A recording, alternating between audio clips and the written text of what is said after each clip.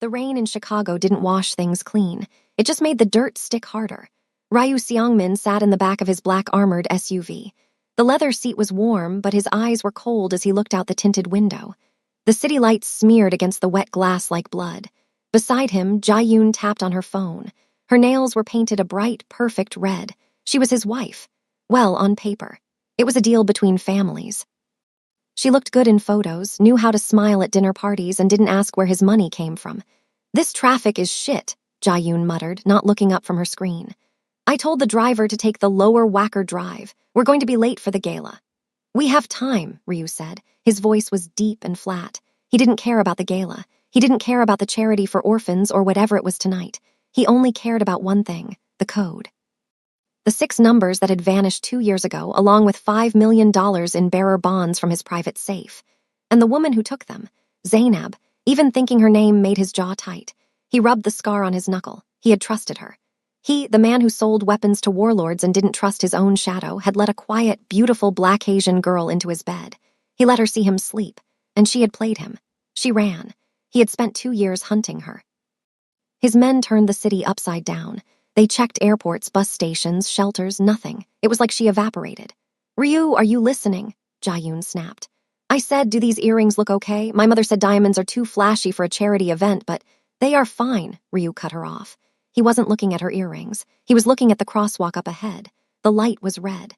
The rain was coming down hard now, sheets of gray water pounding the pavement. People were running for cover, holding newspapers over their heads. But one person wasn't running. A woman was walking across the street. She moved slow, too slow. She limped a little.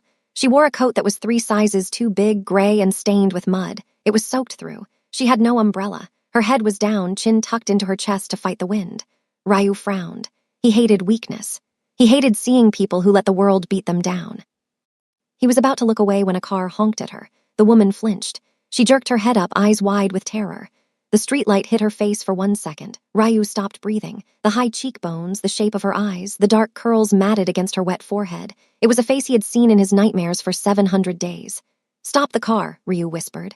"What?" Jae-yoon asked. "The light is green, Ryu. Driver, go." "I said stop the damn car," Ryu roared. Driver slammed on the brakes. Tires screeched on the wet asphalt. The SUV jerked to a halt in the middle of the intersection. Horns blared behind them. Ryu stared. It couldn't be. Zainab was a thief. She had $5 million. She should be on a beach in Brazil. She should be wearing silk, drinking wine, laughing at the stupid arms dealer she tricked. She shouldn't be wearing a trash bag of a coat in the freezing Chicago rain. And she shouldn't be holding what she was holding. Ryu squinted through the rain. Zainab was clutching 2 bundles to her chest. They were wrapped in plastic bags and old blankets. She was hunched over them, shielding them with her own body. One of the bundles moved. A tiny hand reached out. Ryu felt a punch in his gut. Twins. She had twins. She reached the sidewalk and stumbled. She almost fell, catching herself on a metal trash can. She looked around, wild and scared like a hunted animal. She didn't look like a master thief. She looked like she was dying. Ryu's hand was on the door handle before he thought. The anger that had burned him for 2 years flared up hot and ugly. But mixed with it was something else. Confusion. Shock. Why did she look like that? Where was the money? He had to know. Wait, pause the story right there. Before Ryu opens that door, I need to ask you something. Where are you listening from right now? Is it raining there too? Let me know in the comments. And on a scale of 1 to 10, how much do you want Ryu to catch her? Listen to me. You need to smash that subscribe button for Timeless K-Love right now. Look at Zainab. She is freezing. She is starving. She has 2 babies strapped to her chest in a storm. If you don't subscribe, Ryu might just let his anger win. He might drive away. He might leave her on that corner to freeze to death with those children. Do not let that happen. Hit subscribe, turn on notifications, and let's save them. Ryu shoved the door open. The wind hit him instantly, cold and wet. It soaked his expensive suit in seconds. "Ryu, what are you doing?" Jae-yoon shrieked from inside the warm car. "You're getting wet, we have a reservation." Ryu slammed the door on her voice. He marched across the street. He didn't run. He walked with purpose, his heavy boots splashing in the puddles. He didn't care about the honking cars. He didn't care about the rain ruining his hair. His eyes were locked on the woman by the trash can. Zainab was trying to fix the blanket on one of the babies. Her hands were shaking so bad she couldn't get the knot right. Her fingers were thin, bone-thin. "Zainab," he said. His voice wasn't loud, but it cut through the sound of the rain like a knife. The woman froze. Her shoulders went stiff.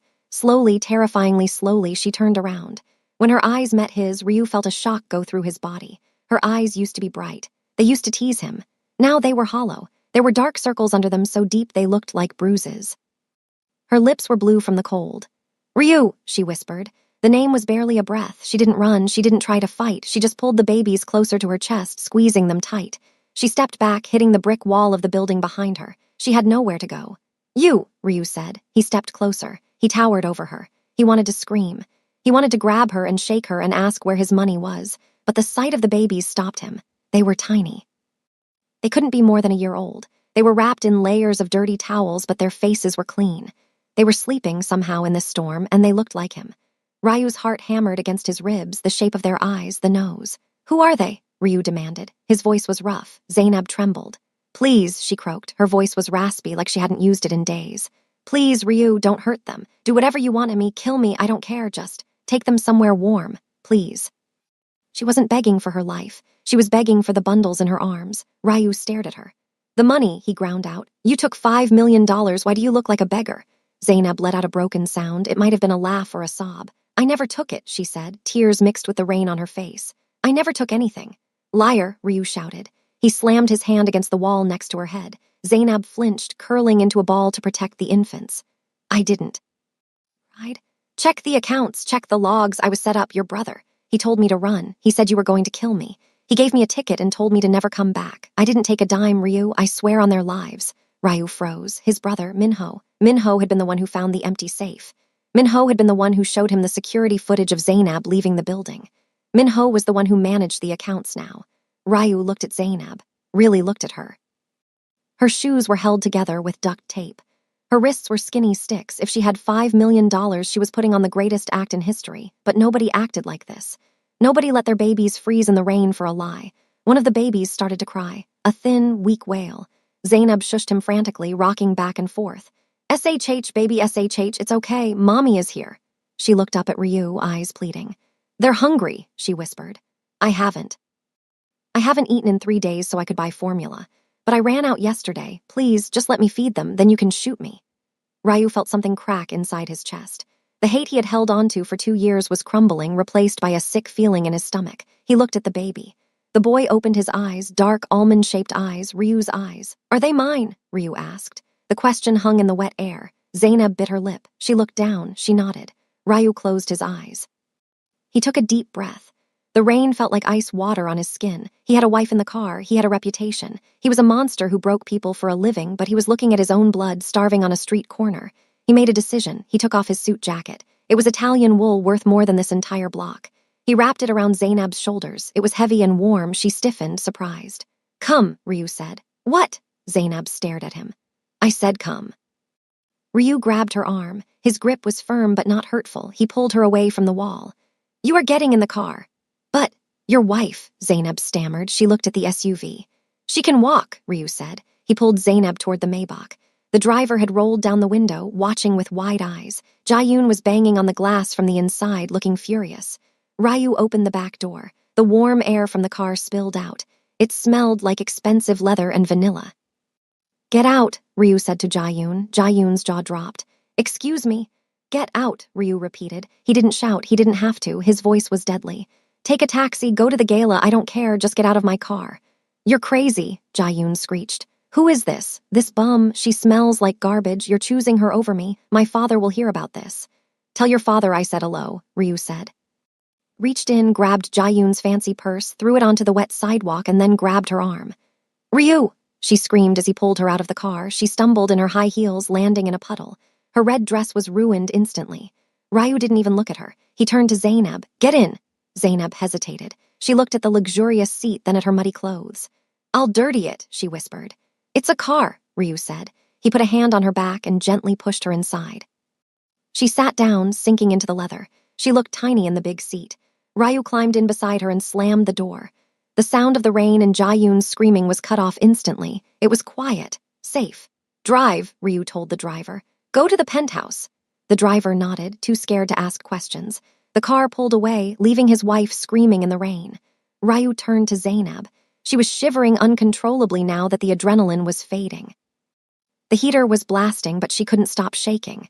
"Give me him," Ryu said, reaching for the crying baby. Zainab pulled back instinctively. No, Zainab, Ryu said softly. I'm not going to hurt him, give him to me. Slowly, she handed him the bundle. Ryu held the baby awkwardly. He had never held a baby before. The boy was so light. He smelled like sour milk and rain, but underneath that there was a baby smell. Ryu looked at the small face. The baby stopped crying and looked up at him, blinking. He has your nose, Zainab whispered, staring at the floor. Yes, Ryu said. He felt a lump in his throat. He looked at Zainab. Why didn't you tell me? Why didn't you call? I tried, she said, her voice breaking. I called your office 100 times. They hung up. I went to the building. The guards, they beat me. They said if I came back, they would kill me. I was scared, Ryu. I had no money, no ID. I was hiding from you and hiding from the police. I lived in a shelter until they kicked us out because the twins cried too much. Ryu clenched his jaw so hard his teeth hurt. His guards beat her. His staff blocked her calls. Minho, it all came back to Minho. You're safe now, Ryu said. He reached out and touched her cheek. Her skin was rough and cold. Nobody touches you again. Nobody. Zainab looked at him, tears spilling over. Do you believe me about the money? Ryu looked at her tattered clothes, at the way she looked at the babies, at the fear in her eyes that wasn't for herself but for them. I believe you, Ryu said. And the person who did this to you, he is going to pay. He's going to wish he died the day he was born. The car sped through the city, heading toward the penthouse. But Ryu knew this wasn't the end. It was just the beginning. Bringing her home was the easy part. Fixing what was broken, that was going to take a lot more than money. And when Minho found out she was back, war was coming. Are you hungry? Ryu asked. Zainab nodded, ashamed. Yes. We will get food, Ryu said. Anything you want. Zainab leaned back against the seat, exhaustion finally taking over. Her eyes fluttered closed. Thank you, she whispered. Thank you for seeing me. Ryu watched her sleep. He didn't look away. For 2 years, he had wanted to destroy her. Now he would burn the world down to keep her warm. The car turned a corner and the city lights played over her face. She was thin, dirty, and broken. But to Ryu, she was the only real thing in his life, and he had almost missed her. He pulled out his phone. He dialed a number. Chief of Security, a voice answered. It's Ryu, he said. Prepare the medical team at the penthouse, pediatrician and a general doctor now, and bring me the security logs from 2 years ago, the ones Minho signed off on. Sir, that's archived data. Why?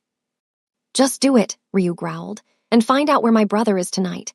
He's at the casino, sir. Good, Ryu said. His eyes were dark. Let him have his fun. It's his last night of peace. He hung up. The baby in his arms made a small noise and grabbed Ryu's finger. Ryu looked down. His big, scarred hand was engulfed by the tiny fist. I've got you, Ryu whispered to the boy. I've got you. The penthouse elevator opened directly into the living room. It was all white marble and glass, overlooking the skyline. It was cold and perfect, not a place for children. Zainab woke up as the elevator dinged. She looked around, dazed. Where? Home, Ryu said. He helped her out. She was weak on her legs. The staff was waiting. A maid in a black uniform stepped forward, looking shocked at the dirty woman and the babies. Take the children, Ryu ordered the maid. Gently, the doctor is on his way. Get them warm milk, new clothes, diapers, everything. The maid hesitated, looking at Zainab's filth. Sir, should we wash them first? Feed them first, Ryu snapped. Then wash, go. Zainab didn't want to let go of the girl twin she was holding. She clutched her tight. It's okay, Ryu said softly to her. She is a nurse. She will take care of her. You need to sit. Zainab nodded slowly and handed the baby over. Her hands were empty now, and she started shaking again. Ryu guided her to the massive white sofa. He didn't care about the mud. He sat her down. Food is coming, he said. Zainab looked at the floor. I'm sorry about your coat, she mumbled. She was still wearing his jacket. It was ruined. Burn it, Ryu said. I don't care. He sat on the coffee table in front of her so he was lower than her. He wanted her to feel safe. Zainab, look at me. She lifted her heavy eyes. How did you survive? He asked. 2 years. I don't know, she whispered. I had to for them. I ate out of dumpsters sometimes. I slept in bus stops. I learned which streets were safe and which ones weren't. She paused, a dark shadow crossing her face. I learned that people are bad, Ryu, men. They think because you are homeless, you are free to use.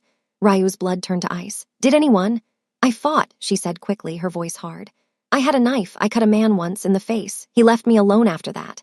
Ryu felt a mix of pride and horror. She was a fighter, but she shouldn't have had to fight. You are a warrior, Ryu said. I'm a mother, she corrected him. It's the same thing. A chef came in with a tray, steaming soup, bread, fruit. It smelled like heaven. Zainab's stomach growled loudly. Eat, Ryu said. She ate like a starving wolf. She tried to be polite, but the hunger was too strong. She dipped the bread in the soup and shoved it in her mouth. She ate the fruit with her hands. Ryu poured her a glass of water and she drank it in one gulp. He watched her, his heart aching. This was the woman who used to critique fine wine. This was the woman who loved opera. What had he done? By trusting his brother, he had destroyed her. When she was full, she slumped back. The color was coming back to her face a little. I need a shower, she said. I feel gross. The master bath is yours, Ryu said. There are clothes in the closet, my shirts. You can wear them until we get you new things tomorrow. Thank you, she said. She stood up, wobbling. Zainab, Ryu said. She stopped. You are not leaving, he said. Ever again. She looked at him. Her eyes were sad. You have a wife, Ryu. I saw her. She's beautiful. She's clean. She is nothing, Ryu said. She has a contract. You are the mother of my sons. And daughters, Zainab said. A boy and a girl, Kai and Ren. Kai and Ren, Ryu tested the names. They tasted good. Go shower. I will go check on Kai and Ren. She nodded and walked down the hall. Ryu stood there for a moment in the quiet room. Then he turned and walked to the nursery, or what used to be a guest room, now being turned into a nursery by his frantic staff. He needed to see them. He needed to make sure they were real, because tomorrow he was going to kill his brother, and he needed to remember exactly what he was fighting for. The doctor arrived 10 minutes later. He looked scared. Dr. Evans was a short man with gray hair who usually treated Ryu's men for bullet holes and knife cuts. He wasn't used to babies. Ryu stood in the corner of the nursery. He watched like a hawk. The room was warm now. The maids had brought in portable heaters. The twins, Kai and Ren, were lying on the big changing table. They are small, Ryu said. It wasn't a question, Doctor. Evans nodded, sweat beading on his forehead. Yes, sir, very underweight, malnourished. They have rashes from being in wet diapers too long. And the boy, Kai, has a mild fever. Lung infection, maybe, from the cold. Ryu's hands curled into fists at his sides. Every word felt like a slap in the face. Lung infection, malnourished. While he had been eating steak and drinking scotch, his sons had been shivering in a cardboard box. Fix them, Ryu said. His voice was low and dangerous. I am, sir. I'm giving them antibiotics now, and special formula. They need rest and warmth. They are strong, though, survivors. Survivors, just like their mother. Now for the mother, Dr. Evans said. Look toward the bathroom door. Zainab walked out. She was wearing Ryu's white dress shirt. It hung off her frame, swallowing her up. Her legs were bare. Ryu stared at her legs. There were scars, small white lines on her shins, a burn mark on her calf. She looked at the doctor and crossed her arms over her chest. I'm fine, she said. Her voice was stronger now that she had eaten, but she still looked ready to run. Check her, Ryu ordered. Zainab flinched. I don't need a doctor, I just need sleep. Zainab, Ryu stepped forward. You are limping, let him check you. She looked at Ryu. The defiance in her eyes crumbled. She sat on the edge of the bed. Dr. Evans approached her slowly. He listened to her heart. He checked her eyes, then he asked her to lift the shirt to check her ribs. Zainab froze. She looked at Ryu. Turn around, she whispered. Ryu shook his head. No, please, she begged. I don't want you to see. I have seen you naked 1,000 times, Ryu said roughly. Not like this, she said. Tears filled her eyes again. Not like this. Ryu didn't move. He needed to see. He needed to know the damage. Lift it. With shaking hands, Zainab lifted the hem of the white shirt. Ryu stopped breathing. Her ribs were a map of pain. There was a large purple bruise on her side that looked fresh, but there were older marks too. A long, jagged scar ran down her side. It looked like it had been stitched up with a needle and thread badly.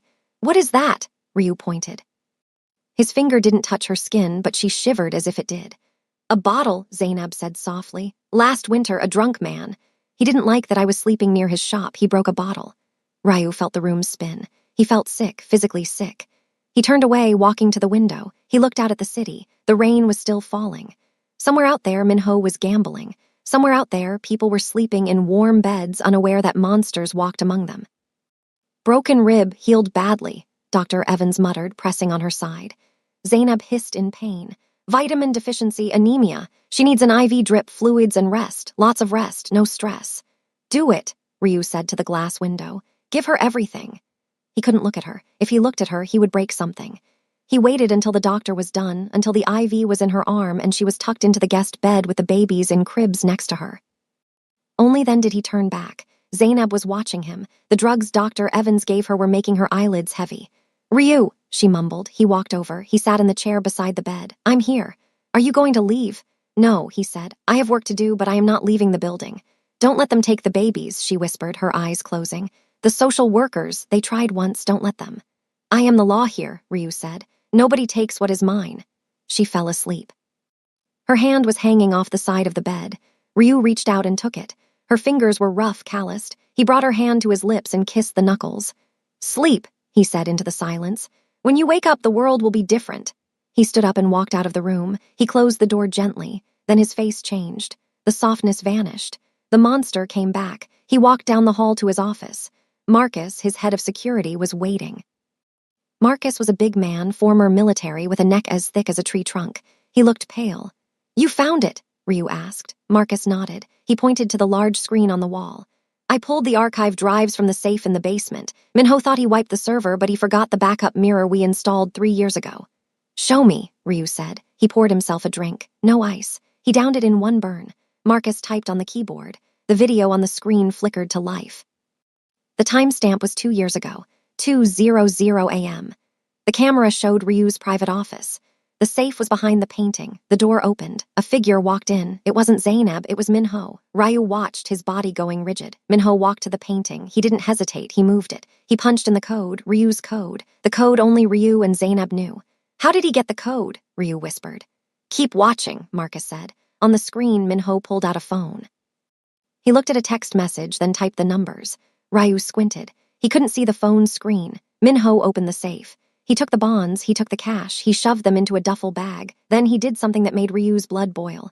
He looked directly at the security camera and smiled. He gave a little salute. Then he pulled something out of his pocket, a scarf, a silk scarf. Zainab's scarf. He dropped it on the floor right in front of the safe. "The frame job," Ryu growled. "He planted it." "There is more," Marcus said.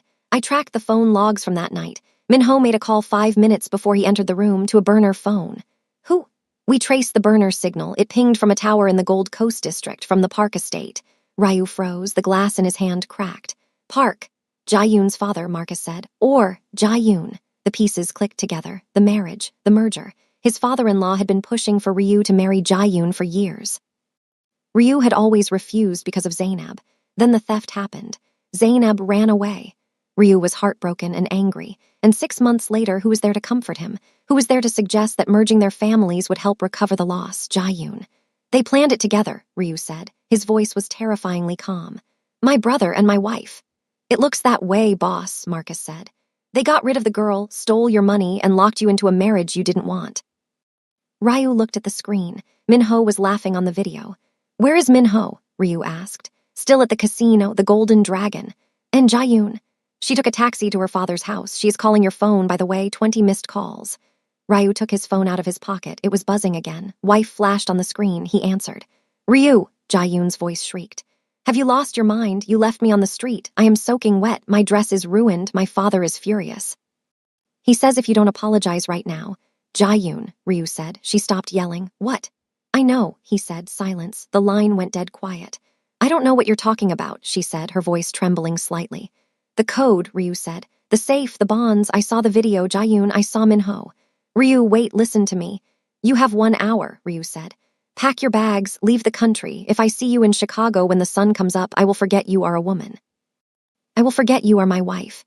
"You can't threaten me," she screamed. "My father will destroy you." "Your father is next," Ryu said. He hung up. He looked at Marcus. "Get the car."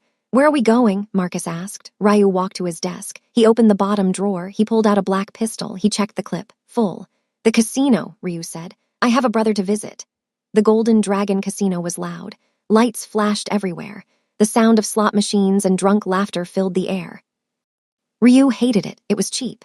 He walked through the front doors. He didn't wear a mask. He didn't hide. He wore a fresh black suit, a black shirt, and a look that made security guards step aside without asking for ID. Marcus and 2 other guards walked behind him, a wedge of muscle clearing a path. Ryu knew where Minho would be. The VIP room in the back. High-stakes poker. He pushed the double doors open. The room was quieter. Smoke hung in the air. 5 men sat around a green felt table. In the center, laughing with a cigar in his mouth, was Minho. Minho looked like Ryu, but softer. His face was rounder, his eyes less sharp. He was winning. A pile of chips sat in front of him. "Ryu!" Minho shouted, seeing him enter. He didn't look scared. He looked happy. "Brother, you made it. I heard you skipped the gala. Did Jae-yoon nag you to death?" The other men at the table laughed nervously.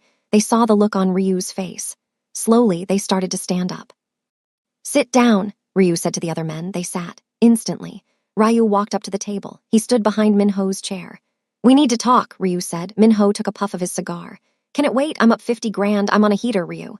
It cannot wait, Ryu said. He put a hand on Minho's shoulder. He squeezed. Hard. Minho winced. Hey, watch the suit. What's wrong with you?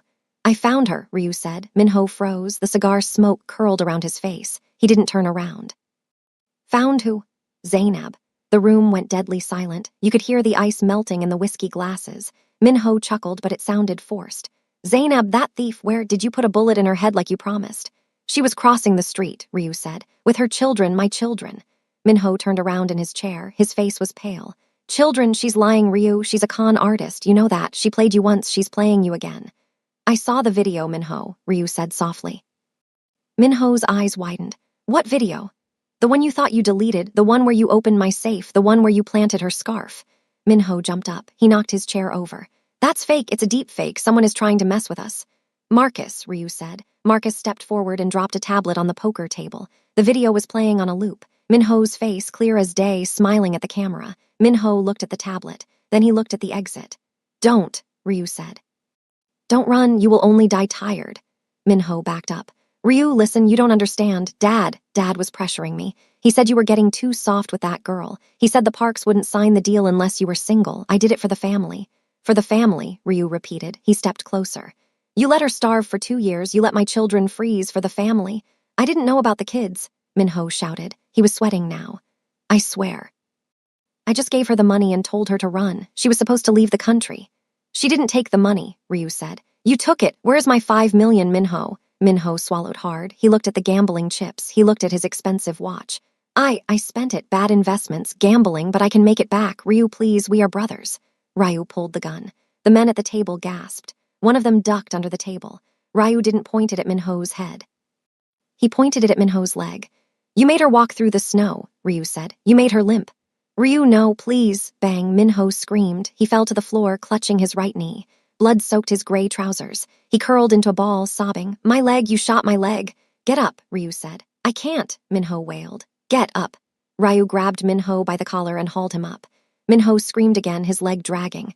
Ryu threw him onto the poker table. Chips flew everywhere.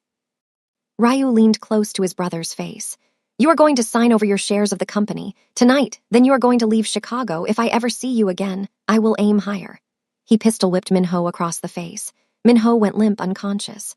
Ryu holstered the gun. He adjusted his cuffs. He looked at the terrified men sitting at the table.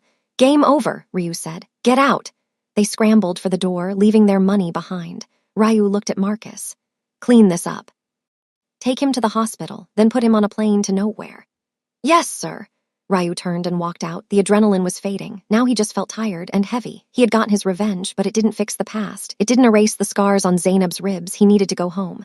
When Ryu got back to the penthouse, it was 4:00 a.m. The city was quiet. The rain had stopped. He walked into the apartment. It smelled different. It smelled like baby powder and milk. It was a good smell. He took off his shoes. He took off his jacket. He washed the gunpowder off his hands in the kitchen sink. He scrubbed until his skin was red. He didn't want to touch his family with dirty hands. He walked down the hall to the guest room. The door was cracked open. A nightlight was on. He pushed the door open gently. Zainab was awake. She was sitting up in bed, holding one of the twins, the girl. Ren Zainab looked clean. Her hair was washed and drying in soft curls around her face. Her skin looked better, hydrated, but her eyes were still sad. You're back, she whispered. I'm back, Ryu said. He stayed in the doorway. He felt like he didn't belong in this soft, warm room. He was a creature of the dark. Is he dead? Zainab asked. She didn't look at him. She looked at the baby. No, Ryu said, but he is gone. He will never hurt you again. Zainab nodded. She didn't ask for details. She knew Ryu. She knew what he was capable of. She wouldn't sleep, Zainab said, rocking Ren. She knows the storm stopped. She likes the sound of the rain. Ryu walked over. He sat on the edge of the bed again. The mattress dipped under his weight.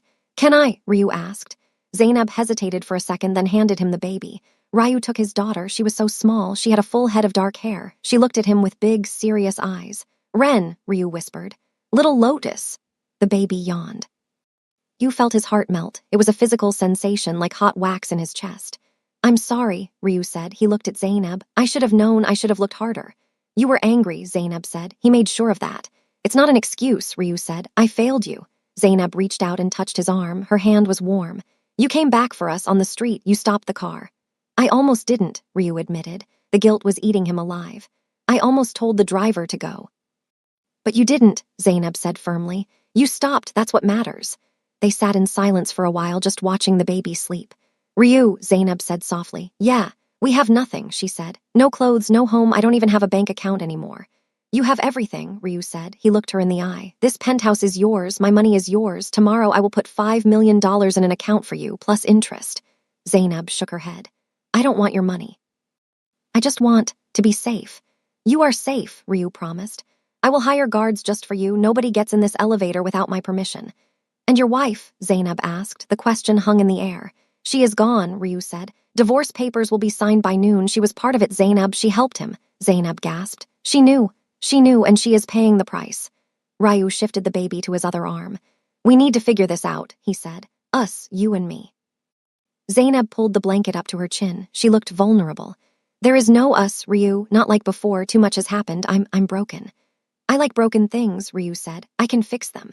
I'm not a car engine, she said, a small, sad smile touching her lips. You can't just wrench me back together. Then I will wait, Ryu said.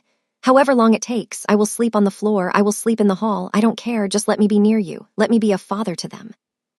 Zainab looked at him. She saw the sincerity in his eyes, she saw the regret. Okay, she whispered. You can be a father, but don't expect me to be a wife, not yet. Deal, Ryu said. He handed the sleeping baby back to her. Zainab settled Ren into the crib next to the bed. Go sleep, Zainab said to him. You look terrible. Ryu chuckled. It was a rusty sound. Thanks. He stood up to leave, but then he stopped. Zainab, yes. The names, he said. Kai and Ren, why those names? Zainab looked down at her hands. Kai means ocean in Hawaiian because I wanted him to be deep and strong, and Ren, it means lotus in Japanese because she blooms even in the mud. Ryu nodded. They are perfect. He walked to the door. Ryu, she called out. He turned back. Thank you, she said. For the soup. Ryu smiled, a real smile. Good night, Zainab. He walked out into the hallway. He felt lighter. Minho was gone. Jaeyoon was gone. His house was full of diapers and formula. It was going to be a mess. It was going to be hard. But for the first time in 2 years, Ryu Seongmin was looking forward to the morning. The next morning, the sun came up bright and cold over Chicago. The storm had scrubbed the sky clean. Ryu didn't sleep much. He spent 3 hours in his office, transferring funds, firing staff who were loyal to Minho, and setting up a new security protocol. By 8:00 a.m., the penthouse was buzzing. He had hired a nanny, a sweet older woman named Mrs. Higgins, to help Zainab. He had ordered a truckload of baby supplies, cribs, strollers, toys, clothes. It looked like a baby store had exploded in his living room. Ryu was drinking coffee in the kitchen when the elevator pinged. He tensed. The security was on lockdown. Nobody should be coming up. The doors opened. A man walked in. He was older, with silver hair and a suit that cost more than Ryu's car. He held a cane with a gold handle. Behind him were 4 bodyguards. It was Chairman Park, Jaeyoon's father. Ryu put his coffee mug down slowly. Chairman, you didn't call. You threw my daughter out on the street, Chairman Park said. His voice was smooth like oil. She came home crying. She says you accused her of theft. I didn't accuse her, Ryu said. I caught her. Careful, son, Park said. He tapped his cane on the marble floor. Those are big words. You have a merger to think about. Our companies. There is no merger, Ryu cut him off. The deal is dead. Your daughter is a criminal, and so are you if you helped her. Park's eyes narrowed. You are making a mistake, a very expensive mistake. You need my shipping routes. Without them, your weapons sit in the warehouse. I will find other routes, Ryu said. There are no other routes, Park smiled coldly. I control the ports, Ryu, you know that. If you divorce Jaeyoon, I will squeeze you. I will choke your business until you are begging on the street like that. That stray dog you picked up. Ryu went still. Don't talk about her. Oh, the homeless girl, Park laughed. Jaeyoon told me you picked up a beggar and her bastards. Disgusting. Is that who you are replacing my daughter with, a rat from the gutter? Ryu walked around the kitchen island. He moved slow. Get out of my house, Ryu said. Or what? Park challenged. You going to shoot me too, like you shot your brother? Word travels fast, Ryu. You are out of control. I am perfectly in control, Ryu said. And if you don't leave in 3 seconds, I will show you what happens to people who threaten my family. Park signaled his guards. They stepped forward, hands on their jackets. Ryu didn't flinch. Marcus! From the hallway, Marcus and 6 other guards stepped out. They were holding assault rifles. They pointed them directly at Park's men. Park's smile vanished. He looked at the guns. He looked at Ryu. You are starting a war, Park spat. No, Ryu said. I'm ending one. Get out. Park glared at him with pure hate. This isn't over. You will lose everything, Ryu. Watch your back. He turned and marched into the elevator. His guards followed, backing in slowly. The doors closed. Ryu let out a breath. He looked at Marcus. Double the guard. Nobody comes in, nobody. Got it, Marcus said. Ryu rubbed his temples. He had just declared war on the most powerful shipping magnate in the city. His business was going to take a hit. He might lose millions. But then he heard a sound, a baby laughing. He turned. Zainab was standing in the hallway entrance. She was holding Kai. She was wearing a new soft gray sweater that Mrs. Higgins had brought. She looked clean, beautiful. Was that him? Zainab asked. She looked worried. Yes, Ryu said. Is it bad? Ryu walked over to her. He touched Kai's cheek. The baby smiled at him. It's just business, Ryu said. Don't worry about it. He called me a rat, Zainab said. I heard him. He is a fool, Ryu said. You are the queen of this house, and he is just an old man with a cane. Zainab looked at him. You lost your shipping routes because of me. I don't care, Ryu said, and he meant it. I will buy airplanes. I will build my own boats. It doesn't matter. Ryu, she said. I remembered something. What? The code, she said. The safe code. I didn't give it to Minho, but... There was a day, about a month before the theft. Minho came over. He said he needed to check the security system. He asked me to type it in while he calibrated the sensors. Ryu closed his eyes. And you did. I trusted him, she whispered. He was your brother, I didn't think. It's not your fault, Ryu said firmly. He manipulated you. He planned this for months. I want to help, Zainab said. Her voice was suddenly hard. Help how? Park, she said. Controls the ports, right? But he doesn't control the unions. Ryu looked at her, surprised. What do you know about unions? When I was on the street, Zainab said, I stayed near the docks for a while. It was warmer near the vents. I heard things. The dock workers. They hate Park. He hasn't paid their pensions in 6 months. They are ready to strike. They just need a push. Ryu stared at her. A slow smile spread across his face. This was the woman he fell in love with. Smart. Observant. Dangerous. You want to start a riot? Ryu asked. I want to burn his kingdom down, Zainab said calmly. He called my children bastards. Ryu laughed. He grabbed her face and kissed her forehead. That's my girl. Tell me what you heard. Zainab shifted Kai on her hip. There is a man named O'Malley. He runs the local union chapter. He hangs out at a bar on 4th Street. If you offer him what Park owes them, they will shut down every port in Chicago by sunset. Ryu pulled out his phone. Marcus, get the car ready again.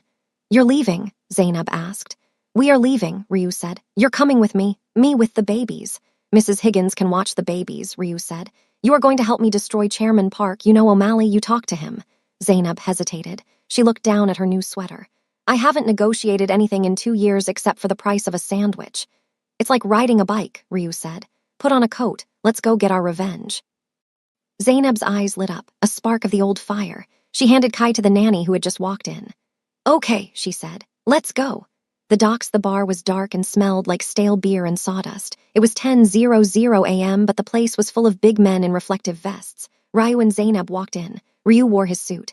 Zainab wore a long black trench coat Ryu had bought for her online that morning. She looked sharp. The room went quiet. We don't serve suits, the bartender grunted. We aren't here for a drink, Ryu said. He put a briefcase on the bar. A man at the back table stood up. He was huge with a red beard. O'Malley. I know you, O'Malley said. You're the arms dealer, the Korean guy, Seongmin. That's me, Ryu said. And who's the lady? O'Malley squinted at Zainab. Zainab stepped forward. She didn't look scared. She looked angry. I'm the one who knows you're short on your pension fund, Zainab said. Her voice rang out clear. I know Park is skimming off the top. I know your men are working double shifts for half pay. O'Malley frowned. How do you know that? Because people talk when they think nobody is listening, she said. I know Park is bringing in a shipment tonight, illegal electronics, hiding it in crates of bananas. The room murmured. So, O'Malley crossed his arms. So, Ryu opened the briefcase. It was full of cash, stacks of $100 bills. This is $1 million, a down payment on your pension fund. O'Malley's eyes popped. What do you want? O'Malley asked. I want the docks closed, Ryu said. I want a strike now. Nobody moves a single crate for Chairman Park, not today, not tomorrow. O'Malley looked at the money. He looked at his men. They were nodding. Park will kill us, O'Malley said. Park is done, Zainab said. She slammed her hand on the bar. He is weak. He is bleeding. We are the new management. You stick with us, you get paid. You stick with Park, you get nothing. She stared O'Malley down. She was half his size, but she had twice the presence. O'Malley grinned. He showed a gold tooth. I like her, he said to Ryu. She's got guts. She's the boss, Ryu said. O'Malley spat on his hand and held it out. Deal, we shut it down. Park won't get a toothpick off a boat in this city. Ryu shook his hand. Good. As they walked out of the bar, Ryu put his arm around Zainab's waist. She leaned into him. You were amazing, Ryu said. It felt good, Zainab admitted, to be in control. You are just getting started, Ryu said. Now let's go home. I think the twins miss us. They got into the car. Ryu felt a vibration in his pocket, a text. It was from an unknown number. You think you won, but you don't know what Park really has in those crates. It's not electronics, it's something worse. You just started a war you can't win. Ryu frowned. What is it? Zainab asked. Nothing, Ryu lied. He put the phone away. He didn't want to ruin her moment. But as the car drove away from the docks, Ryu looked back at the gray water. Park was bringing something in, something dangerous, and now Ryu owned the docks, which meant whatever it was his problem now. The text message burned on Ryu's screen. It's something worse. Ryu put the phone in his pocket. His face was like stone. He didn't want Zainab to see the worry in his eyes. She had just got her fire back. He didn't want to put it out with fear. What is it? Zainab asked again. Was watching him closely. She knew his tells. She knew that when he clenched his jaw like that, he was ready to kill something. Just noise, Ryu said. He reached over and took her hand. His thumb rubbed over her knuckles. Park is trying to scare us. He is sending empty threats. Zainab didn't pull her hand away. Park isn't the type to make empty threats, Ryu. If he says he has something dangerous, he means it. Let him have it, Ryu said, his voice flat. Whatever is on that boat is stuck now. Cranes aren't moving. The trucks aren't moving. His precious cargo is going to rot in that container. The car glided back toward the city. The skyline was gray and steel, but inside the Maybach it was warm.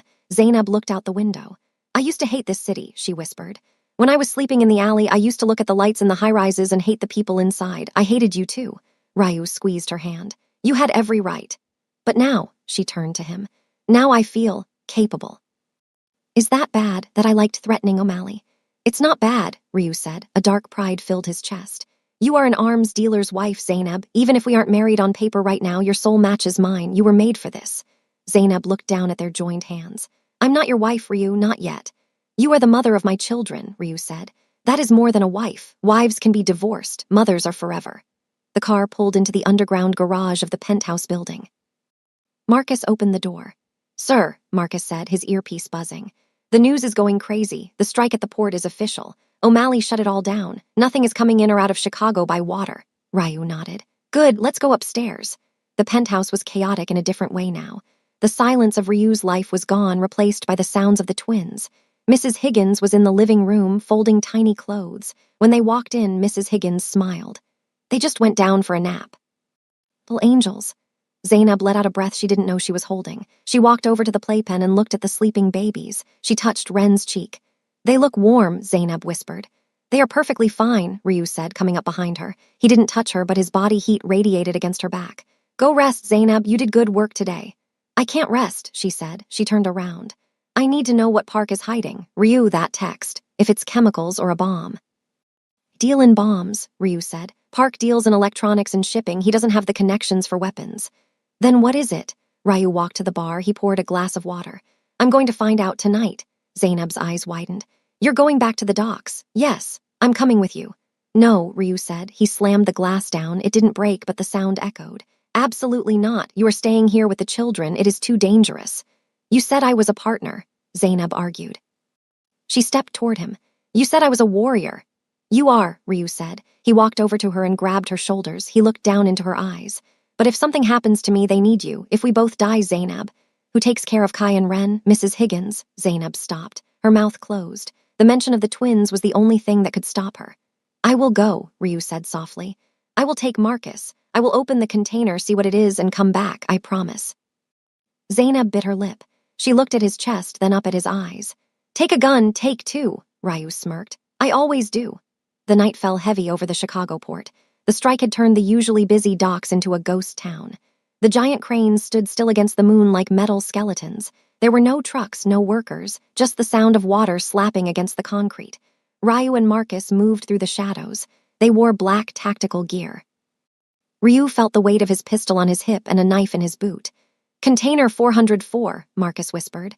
That's the one Park was frantic about in the intercepted calls.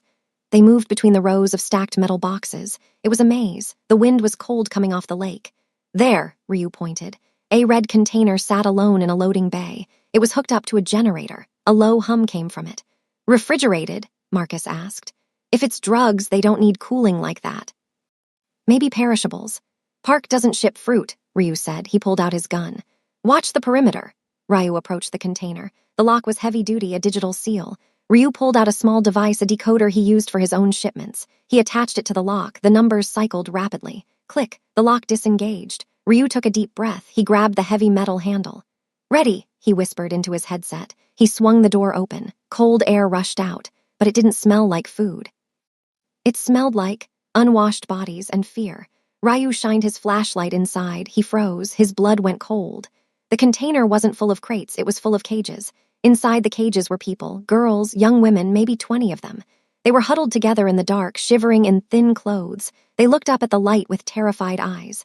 Some of them had tape over their mouths. "Jesus Christ," Marcus whispered from behind him. Ryu felt a rage so pure, so hot, it almost blinded him. He had sold guns. He had sold missiles. But he had a code. He never touched kids. He never touched slavery. Park wasn't smuggling electronics. He was smuggling girls. One of the girls in the front cage whimpered. She looked Asian. She couldn't be more than 16. She looked a little like Zainab did on that street corner. Ryu holstered his gun. He stepped into the container. "It's okay," he said. His voice was rough. "I'm getting you out." He grabbed the bolt cutters from his belt and snapped the lock on the first cage. The girls flinched, shrinking back. "Go," Ryu said. "Run, get out of here." They didn't move. They were too scared. "Sir," Marcus hissed, "we have company." Headlights swept across the container. Tires screeched. 3 black SUVs roared onto the dock, blocking the exit. Men jumped out. They weren't union workers. They were mercenaries, heavily armed. And in the middle of them, stepping out of the lead car, was Chairman Park. "I told you," Park shouted, his voice echoing over the water. "I told you it was worse. You should have stayed home, Ryu."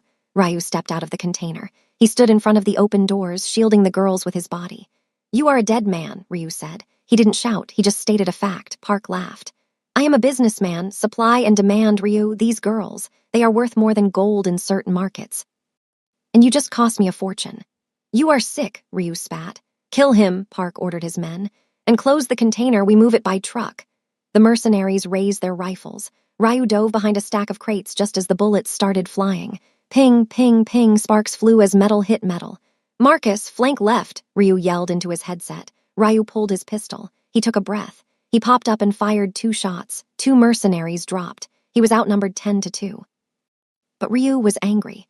And an angry Ryu was the most dangerous thing on Earth. He moved. He didn't stay in one spot. He ran low, sliding between the containers, firing as he went. He shot a man in the leg. He shot another in the shoulder. Inside the container, the girls started screaming. "Shut them up," Park yelled. "Throw a gas grenade in there." "No," Ryu roared. He broke cover. He saw a mercenary pulling the pin on a tear gas canister, aiming for the container. Ryu didn't think. He sprinted across the open ground. Bullets whizzed past his head. One grazed his arm, tearing the fabric of his tactical shirt. He didn't feel it. He tackled the mercenary. They hit the concrete hard. The grenade rolled away, unexploded. Ryu punched the man in the throat. The man choked and went limp. Ryu grabbed the man's rifle. He rolled onto his back and fired a spray of bullets at the SUVs. Park ducked behind a car door, screaming. "Get us out of here," Park yelled. But Ryu wasn't letting him leave. Not this time. "Marcus, the tires," Ryu shouted. From the top of a container stack, Marcus fired. Pop, pop, pop. The tires on the lead SUV blew out. Park was trapped. Ryu stood up. He was panting. Blood trickled down his arm. He walked toward Park's car. The mercenaries saw him coming. They saw the look in his eyes. They stopped shooting. They looked at each other, then they started backing away. They were hired guns. They didn't get paid enough to fight a demon. "Don't you back down," Park screamed at them. "I pay you, kill him." The mercenaries dropped their guns and ran. They vanished into the dark. Ryu reached the car. Park was fumbling with his phone, trying to call for help. Ryu smashed the window with the butt of the rifle. He reached in, grabbed Park by his expensive tie, and dragged him out through the broken glass. Park fell onto the wet concrete, groaning. Glass shards cut his face. "Ryu, wait, wait," Park stammered. "We can make a deal, half. I give you half the profits. Millions, Ryu, just let the truck go." Ryu looked at the container. He saw the terrified faces of the girls peeking out. He looked back at Park. "I don't want your money," Ryu said. "I want your life." He raised the rifle. Park squeezed his eyes shut and started sobbing.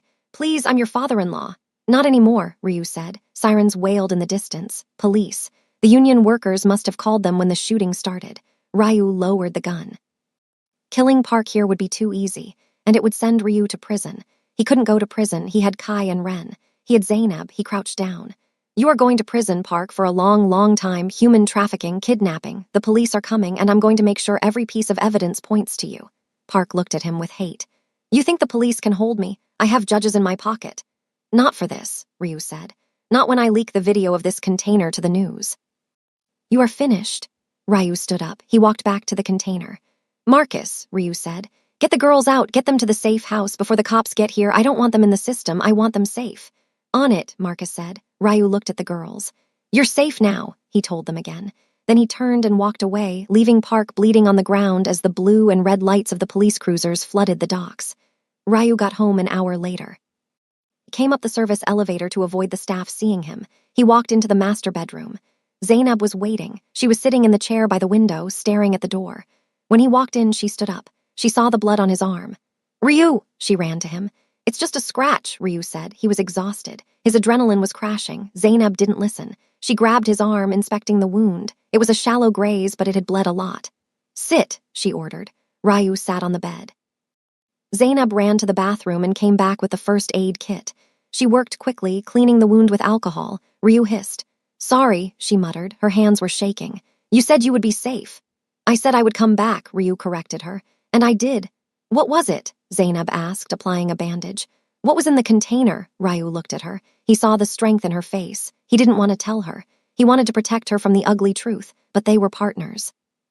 Girls, Ryu said. Zainab's hands froze. She looked up at him. What? Trafficking, Ryu said. Park was selling girls, kids like you were. Zainab dropped the bandage wrapper. She covered her mouth with her hand. Oh my God. They are safe, Ryu said quickly. I got them out. Marcus took them to one of my safe houses. We will get them home wherever home is. Park is in custody. The police found him with the container. Zainab started to cry, silent tears running down her face. Wasn't crying for herself. She was crying for those girls. He's a monster, she whispered. He's worse than a monster. He's done, Ryu said. His reputation is dead. His company will collapse by morning. Zainab finished taping the bandage. She put her hand on his chest, right over his heart. She could feel it beating, strong and steady. You saved them, she said. I had to, Ryu said. I looked at them and I saw you, I saw Ren. Zainab leaned forward. She pressed her forehead against his. Thank you, Ryu closed his eyes. He wrapped his good arm around her waist and pulled her close. She smelled like vanilla and sleep. She was the only clean thing in his world. Zainab, he whispered. Yeah, I don't want to sleep alone tonight. She pulled back slightly to look at him. The air between them changed. It wasn't just about comfort anymore, it was electric. Okay, she said softly. You don't have to. Ryu stood up. He used his thumb to wipe a tear from her cheek. Then he kissed her. It wasn't a gentle kiss, it was desperate. It was the kiss of a man who had seen hell and just found heaven. He kissed her like he was drowning and she was air. Zainab kissed him back, her hands tangled in his hair. She pulled him closer, pressing her body against his. They fell back onto the bed. Ryu was careful with his weight, hovering over her. He looked down at her face. Are you sure? He asked. I don't want to push you. Shut up, Ryu, she whispered, and she pulled him down. The next morning, the news was everywhere. Shipping magnate arrested in human trafficking scandal. Chairman Park found at DOCKS with captives. Ryu sat at the kitchen island, feeding Ren a bottle. Zainab was making eggs. She was humming. She was wearing one of Ryu's t-shirts again, but this time it looked like a fashion statement, not a necessity. The stock market is going to crash, Ryu said, scrolling on his tablet with one hand. Park's company is tanking. Already put in a buy order for his warehouses. We can get them for pennies on the dollar. Good, Zainab said. She flipped an egg. Turn them into shelters or schools. Ryu looked at her. Shelters? Why not? Zainab shrugged. You don't need more warehouses for weapons. You have enough money, Ryu. Let's do something good with it. Ryu considered it. A shelter for women and children built on the ruins of Park's empire. It was poetic justice. Okay, Ryu said. We will build a shelter. You can run it. Zainab smiled. I'd like that. Just then, the elevator chimed. Marcus walked in. He looked serious. Boss, Marcus said, we have a problem. Ryu sighed. Can I have one morning of peace? It's about your wife, Marcus said. Jae-yoon. Ex-wife, Ryu corrected. What about her? She's missing, Marcus said.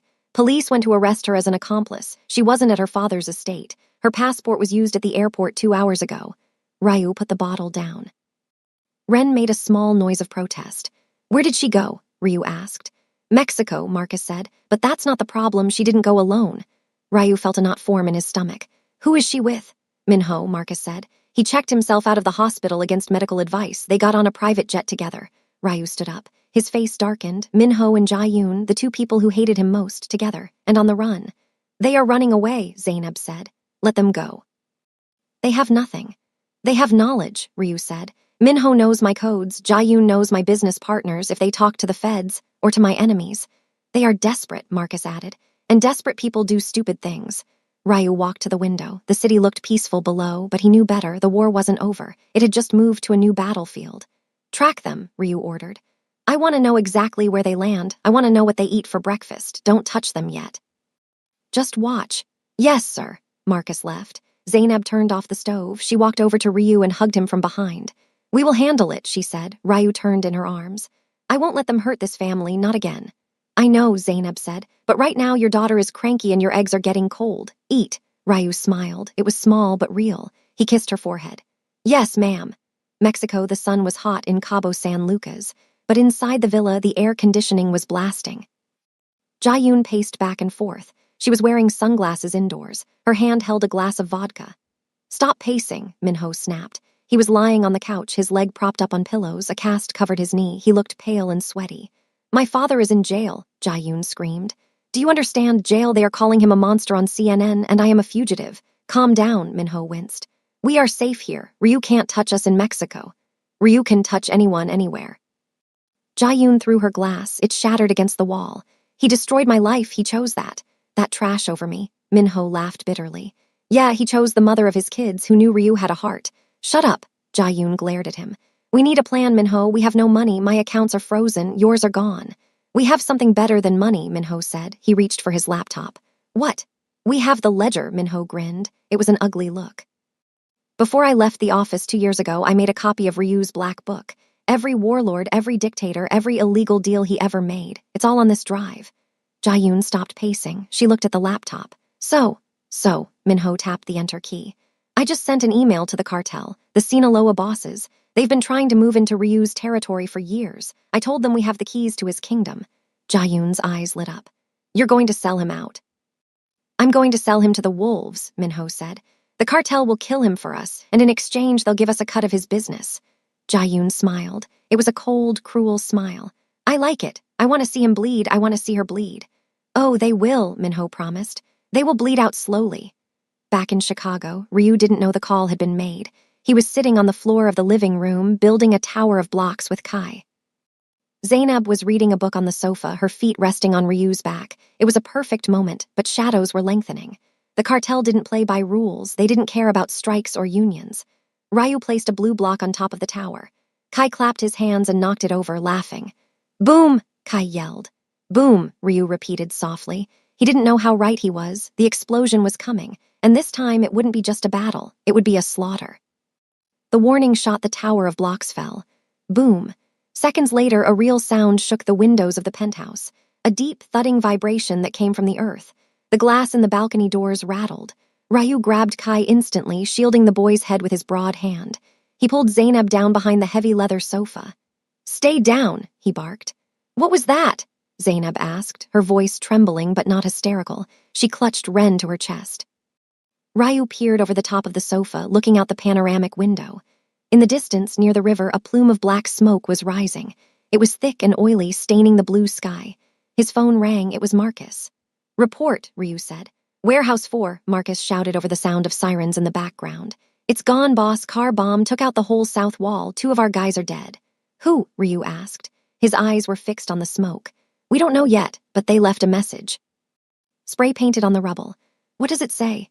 It says Plata o Plomo, silver or lead, the calling card of the cartel. Ryu hung up. His face was pale. He looked at his wife and children huddled on the floor. Zainab, he said, get the diaper bag, get the passports. We are leaving. Leaving? Zainab stood up, checking Ren for injuries. Where? Why? The cartel, Ryu said. Minho didn't just run. He sold us out. They are here. Here in Chicago. The Sinaloa cartel doesn't do tourism, Ryu said, grabbing his gun from the table. If they are in Chicago, it means they want my territory, and they want me dead. And Minho gave them the key, Zainab asked, her eyes narrowing. Minho gave them the map, Ryu said bitterly. He knows where I sleep. He knows where I keep my money. He knows about you. Zainab walked over to him. She didn't look scared anymore. She looked furious. She put her hand on his arm. Then stop hiding, she said. Ryu looked at her. What? You are Ryu Seongmin, she said. You survived wars. You survived the streets. You are hiding in a hotel room while they burn your city. I am protecting my family, Ryu yelled. The stress broke through his calm mask. Veins bulged in his neck. I can't lose you. If I go to war, I leave you unprotected. We are not unprotected, Zainab said. She reached into her diaper bag. She pulled out a small black pistol. Ryu stared at it. Where did you get that? Marcus, she said. I asked him for it yesterday. He showed me how to use the safety. He showed me how to aim. She held the gun. Her hand was steady. I am not a damsel, Ryu. I am a mother. And if anyone comes through that door to hurt my babies, I will not wait for you to save me. Ryu looked at her. He saw the fire in her eyes. It was hotter than the explosion at the warehouse. He grabbed her face and kissed her hard. You are crazy, he whispered. I learned from the best, she said. "'Kay," Ryu said. "We don't hide, we trap them." The trap Ryu made a call, not to Marcus, to the cartel. He had the number. Every major player in the underworld had the number, just in case. "Hola," a voice answered, rough Spanish accent. "This is Ryu," he said. "Tell El Jefe I want to talk." "El Jefe is busy taking your city," the voice laughed. "Did you see the fireworks?" "Tell him I have the rest of the codes," Ryu lied. "Minho gave you the old book, the one from 2 years ago. It changed everything last week. The routes Minho gave you, they are empty, the accounts closed." Silence on the line. Ryu knew he was right. Minho's info was outdated, and they had probably just realized it when they tried to access his offshore funds. "Keep talking," the voice said. "I want a meeting," Ryu said. "Me and your boss, tonight at the old steel mill, alone. And if we just kill you?" "Then you get nothing," Ryu said. "And my system deletes the new codes forever." "Midnight," the voice said. "If you are not alone, we kill the girl. We know she likes the shelter on 4th Street. Click. Ryu put the phone down. His hand crushed the device. They knew about the shelter. They knew everything. "You're going?" Zainab asked. She had heard the tone of his voice. "I'm going," Ryu said. "You said alone," she said. "I lied." Ryu checked his magazine. "I'm taking everyone." The battle at the mill, the steel mill, was a rust bucket. Giant machines stood like dead dinosaurs in the moonlight. Ryu stood in the center of the main floor. He held a briefcase. He waited. Headlights cut through the dark. 3 SUVs, they stopped. 12 men got out. In the middle was a man in a white suit. He looked out of place in the dirt. This was the butcher, El Carnicero, a mid-level boss sent to clean up Chicago. "You are the Korean," the butcher said. He walked closer, kicking up dust. "You look smaller than I thought." "I'm condensed evil," Ryu said. The butcher laughed. "Give me the briefcase." "Where is my brother?" Ryu asked. "Your brother is in Mexico," the butcher said. "Drinking margaritas, he says hello." "Tell him goodbye for me," Ryu said. He dropped the briefcase. It hit the floor. Click. The briefcase wasn't full of codes. It was a bomb. Ryu dove behind a steel pillar just as the briefcase exploded. Boom. The blast knocked the cartel men off their feet. Metal shrapnel flew everywhere.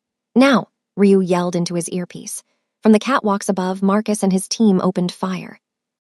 It was an ambush. The cartel men scrambled. They fired blindly into the rafters, but Ryu's men had the high ground. Ryu pulled his gun. He stepped out from the pillar. The butcher was crawling on the ground. His white suit was gray with ash. He was reaching for his gold-plated pistol. Ryu shot the pistol out of his hand. He walked over. He stood over the butcher. "You made a mistake," Ryu said. "Minho." The butcher coughed blood. "He said you were soft. He said you had a family now." "I do," Ryu said. "That is why you are going to die." He aimed at the butcher's head. But then his phone rang. Ryu frowned. Who would call him now? He looked at the screen. Unknown number. He didn't answer. He couldn't. But then the phone beeped. A text message. Auto-download. A picture. Ryu looked at it. His heart stopped. It was a picture of the penthouse, taken from the adjacent rooftop. And a second picture. A sniper scope aimed at the living room window. Through the glass, he could see Zainab holding Kai. Ryu felt the world tilt. "You think I came alone?" The butcher wheezed, laughing. "We are wolves, Ryu. We hunt in packs. 1 pack here, 1 pack there." Ryu dropped the phone. "Call them off," Ryu roared. He stepped on the butcher's chest. "Call them off." "Too late," the butcher smiled. "My sniper has orders. If I don't check in by 12:05, he shoots." Ryu looked at his watch. 12:04, he had 60 seconds. He couldn't make it back to the penthouse. It was 20 minutes away. He couldn't call Zainab. If she moved, the sniper might fire. Ryu looked at the butcher. The man was ready to die. He wouldn't call it off. Ryu had to make a choice, a terrible choice. He put a bullet in the butcher's head, then he grabbed his phone. He dialed the only person who could help, the one person Zainab trusted. "Mrs. Higgins," Ryu screamed into the phone. "Get down, get them in the safe room now." "Sir." The nanny's voice was sleepy. "Now," he heard a sound on the phone. Crack, glass breaking. Then a scream, then silence. "Zainab," Ryu yelled. "Zainab." Nothing. Ryu dropped the phone. He ran to his car. He drove like a madman. He didn't care about the cartel men left alive. He didn't care about the police. He just prayed, "Please, take my money, take my life, but don't take them, not again." The aftermath, the penthouse door was kicked open. Ryu burst in, gun raised. "Zainab!" The living room was dark. The window was shattered. Glass covered the floor. The cold wind from the lake blew the curtains wildly. There was blood on the white carpet. "No," Ryu whispered. He fell to his knees. "No." He crawled toward the blood. It was near the playpen. "Ryu!" A voice from the kitchen. Ryu spun around. Zainab walked out. She was holding a kitchen knife. She was covered in dust, but she was standing. Zainab, Ryu choked out. She looked at him. She was shaking. He shot, she said. The window exploded. The blood, Ryu pointed. Who? Him, Zainab pointed behind the kitchen island. Ryu stood up. He walked over. A man lay on the kitchen floor. He was wearing black tactical gear. He had a massive hole in his chest. Ryu looked at Zainab. You? No, she said. Her. Mrs. Higgins stepped out of the pantry, the sweet, older nanny who knitted socks. She was holding a shotgun, a big pump-action shotgun. I used to hunt ducks with my husband back in Wisconsin, Mrs. Higgins said, adjusting her glasses. I saw the laser dot on the wall, Mr. Ryu. I pushed Zainab down, then I waited for him to repel in to check his kill. Ryu stared at the nanny. He stared at his wife. They were alive. He walked over and pulled them both into a hug. He hugged Mrs. Higgins. He hugged Zainab. He buried his face in Zainab's neck. I thought I lost you, he sobbed. The great Ryu Seongmin, the demon of Chicago, was crying like a baby. You can't get rid of us that easy, Zainab whispered. She stroked his hair. Is it over? Ryu pulled back. His eyes were hard again. The tears dried up instantly. Not yet, he said. The butcher is dead, the sniper is dead, but the head of the snake is still in Mexico. Minho, Zainab said. Minho, Ryu agreed. And Jae-yoon. He looked at the dead sniper on his floor. He looked at the shattered window where his children had been sleeping. Mrs. Higgins, Ryu said. Pack the kids, we are going on a trip. Where to, sir? The nanny asked, reloading her shotgun with a terrifyingly loud clack-clack. Mexico, Ryu said. I've always wanted to see Cabo, Mrs. Higgins said. Cabo San Lucas, the private jet landed on a small airstrip. Ryu didn't bring an army this time. An army was too loud. He brought Marcus. He brought two of his best trackers, and he brought Zainab. She refused to stay behind. It ends where it started, she said. With family. Mrs. Higgins stayed on the jet with the twins, guarding them with her shotgun. They took a rental car to the villa. Marcus had tracked Minho's phone. It was a cliffside mansion. White walls, blue ocean, beautiful. Ryu parked the car at the bottom of the hill. We walk, he said. It was dusk. The sky was purple. They moved up the hill. Ryu moved like a shadow. Zainab moved right behind him. She was learning fast. They reached the gate. Two guards were smoking. Ryu nodded to Marcus. PHFFT. PHFFT. Silenced shots. The guards dropped. Ryu pushed the gate open. They walked into the courtyard. Music was playing. Laughter. Minho and Jae-yoon were sitting by the pool. They were drinking champagne. To the butcher, Minho toasted. May he bring us Ryu's head on a platter. To freedom, Jae-yoon clinked her glass. And to spending his money. To hell, Ryu said. Minho dropped his glass. It smashed on the patio stones. Jae-yoon screamed. They spun around. Ryu stood there, black suit in hand. Zainab stood next to him, trench coat, gun in hand. You, Minho stammered. You're dead, the butcher said. The butcher is dog food, Ryu said. He walked closer. Jae-yoon tried to run. She scrambled toward the house. Don't, Zainab said. She aimed her pistol. I'm a bad shot, Jae-yoon. I might hit your leg or your spine. Jae-yoon froze. She looked at Zainab with pure hatred. You dirty little. Shut up, Zainab said. Sit down. Jae-yoon sat. Ryu stopped in front of Minho. Minho looked at his brother. He saw the end. Ryu, Minho pleaded. It was the cartel. They forced me. I didn't want to. You sent a sniper to my house, Ryu said. You tried to shoot Kai. You tried to shoot Ren. No, I didn't know. Liar, Ryu said. He didn't yell. He didn't pistol whip him. He just looked at him. I loved you, Minho, Ryu said. I protected you. When Dad died, I took the blood on my hands so you could have clean ones. I let you wear the suits. I let you play the businessman. I was the businessman, Minho shouted, sudden anger replacing fear. But you were always the king. Everyone looked at you. Ryu the scary one, Ryu the strong one. I was just the brother. You were my brother, Ryu said. That should have been enough. He raised the gun. Do it, Minho yelled. Kill me, prove you're a monster. Ryu hesitated. It was his blood. His little brother. Zainab stepped forward. She put her hand on Ryu's arm. Ryu, she said. Ryu looked at her. He has to die. He does, Zainab said, but not by you. What? If you kill him, Zainab said, he haunts you forever. You carry that weight. Don't let him take your soul, Ryu. He's taken enough. Then what? Ryu asked. Zainab looked at the pool, then she looked at the cliff edge. We leave them, she said. Leave them? Call the cartel, Zainab said. Tell them the butcher failed because Minho set him up. Tell them Minho tipped you off. Ryu's eyes widened. It was brilliant. It was cruel. They will skin him alive, Ryu whispered. That's not your problem, Zainab said. Ryu looked at Minho. Minho's face went white. He understood. No, Minho whispered. Ryu, please, just shoot me, please. Death by Ryu was quick. Death by the cartel. That was weeks of pain. Ryu lowered his gun. He pulled out his phone. He dialed the cartel number again. Hola, the voice answered, angry. This is Ryu, he said. I'm leaving Cabo. I left a gift for you at the villa, my brother.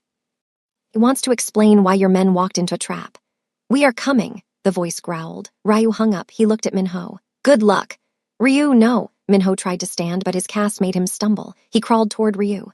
Brother, please, Ryu stepped back. He took Zainab's hand.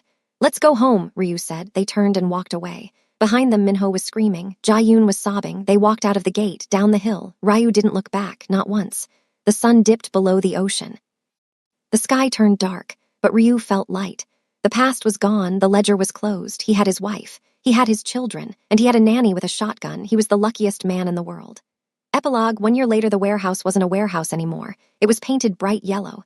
A sign hung over the door, the Lotus Center. Inside, it was warm. Children were playing. Women were sitting in circles, talking, drinking tea. Zainab walked through the room. She wore a suit now, a real one.